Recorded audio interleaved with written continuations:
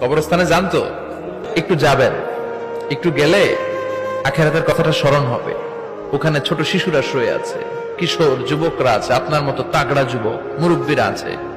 এরা এই এলাকায় থাকতো, এরা আকাশ থেকে নেমে আসে না, এই এলাকার সন্তান আজ নাই। একটা সার্টেন পিরিয়ড শেষে আপনিও থাকবেন না।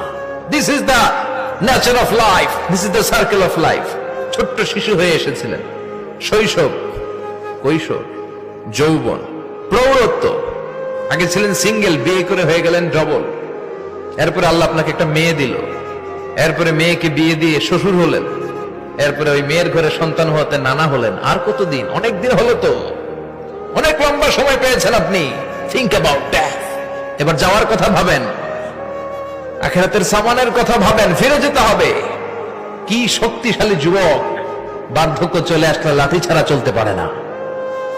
কুচকুচে কালো দাড়ি সাদা হয়ে যায়, দাড়ির শুভ্রতা, বয়সের ভার, রং ধরা যৌবন জং ধরে শেষ, ঠিক কিনা? This is the circle of life. যুবক ভাইরা, এটাই জীবন, চলে যেতে হবে, কেউ থাকতে পারবে না, ঠিক কিনা?